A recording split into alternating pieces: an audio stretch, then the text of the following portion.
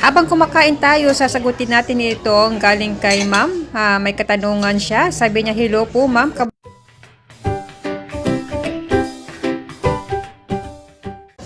Hi guys! Good afternoon, good evening, and good morning sa inyong lahat. Saan man kayong mundo naroroon? Comment down below guys, saan kayo? For today's vlog, family lunch out tsaka window shopping tayo ngayon guys. At sasagutin din natin, may isang katanungan dito. In-order namin yung chicken ramen. Ayan yung chicken. At masarap nilang marinate na chicken gyoza. Ayan, pareha lang kami ng in-order ni Daddy. Pero yung side dishes naman niya ay chicken fried naman yan. Yan. So, chicken pa rin. So, ito na katanungan ni Ma'am. Sasagutin na natin habang kumakain tayo. Hello po kabayan, if you don't mind, how much per hour as a caregiver at saan ka sa Ireland nag-work? Andito po ako sa Cork, naka-base. Ang capital pala ng Ireland ay Dublin. So, nasa Cork po tayo.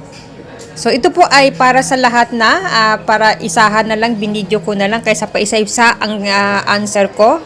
So, yung average talaga ng healthcare assistant, caregiver, dito sa Ireland, ay nasa mga 13.85 per hour. So, ito based to sa aking na-search.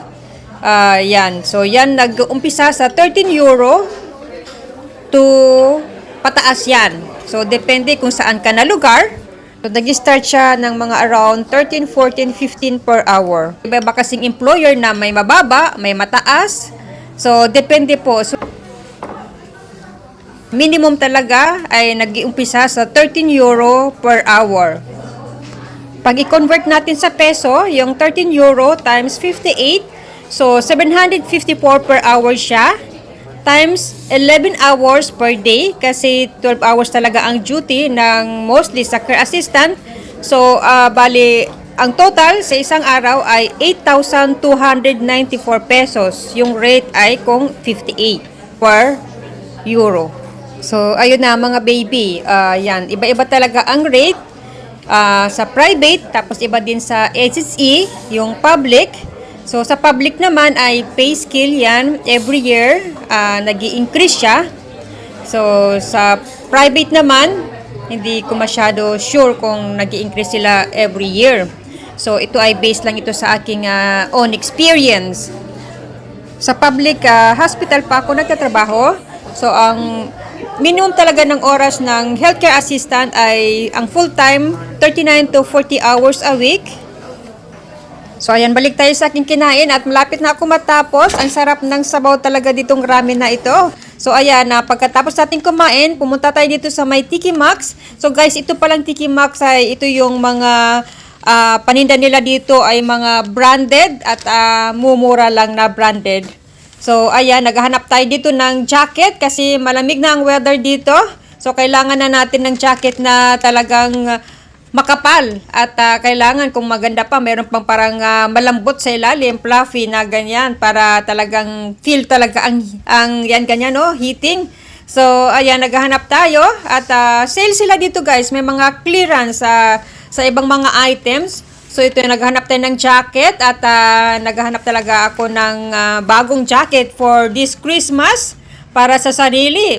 So, ayan guys, hanap na kayo dyan. Ano bang magandang color? Comment down. Pero pala sa akin, may brown, may black. Ano bang maganda? Ang hirap maghanap pag marami mapagpipilian. O, diba? So, ayan, nandito pala ito sa Corn Market Center, Cork, Ireland. So, ang opening hours nila dito ay Monday to Wednesday, 9 o'clock to 8 o'clock. So, Thursday, Friday, 9 o'clock to 9 o'clock. Tapos, Saturday and Sunday, 9 to 7.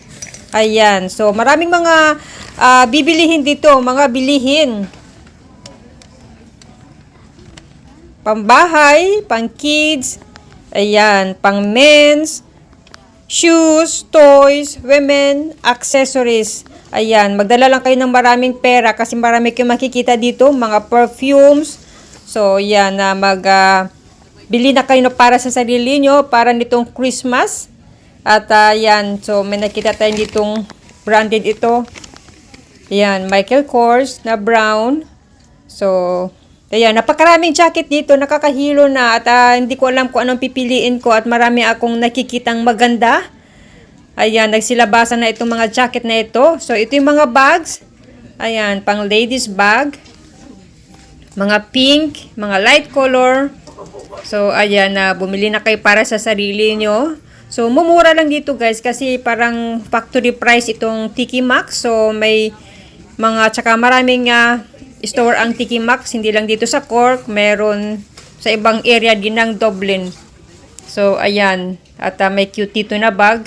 Medyo na natitipuhan ko. So, ayan pa. Sa mga mahilig sa mga bags. Ako naman, hindi masyado ako mahilig. So, yan, brown. Oh, maganda yan, no? Pang party-party. Lalo na ngayong Christmas. Maraming pupuntahan.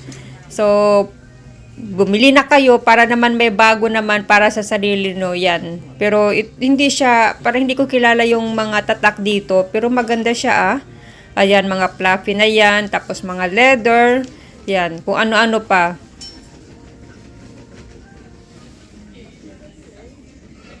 Tara, dito tayo sa mga pang home decor. Hindi yan ginto, ano lang yan, pang display. Ayan, mga pang accessories. Ayan, pang table, pang corner. So, yan, yung mga, yan, pang ano na yan, pang display, mahilig sa mga gamit sa bahay. So, ayan, medyo nahihiligan ko ng tingin-tingin ng mga gamit sa bahay. Ayan, ere-ere, mukhang maganda to, oh. Parang ginto. Ayan, pang coffee naman ito. Di ko alam kung paano yan gawin. Ayan, pang coffee rin yan. So, yan sa mga coffee lovers, alam siguro nyo yan. Ang alam ko lang kasi pag nagtitipla ako ng kape, nagpapakulo lang ako ng takore, tsaka ilagay na yung instant coffee sa mug. So, yun na yun. So, yan, maraming mga gamit dito pang kusina. Tapos, dito naman tayo sa mga bags. Yan, sa mga bags lovers, yan. So, ayan, cute yung bag na yan, oh. Pang party-party, pag gusto mo lang light lang ang dala. So, ito ay palabas na tayo sa Tiki Maxx at gumagabi na. At kailangan nang umuwi at i-end na natin yung ating vlog for today. And thanks for watching everyone. And please don't forget to like and subscribe. And see you next time, guys. Bye-bye. Take care, everyone.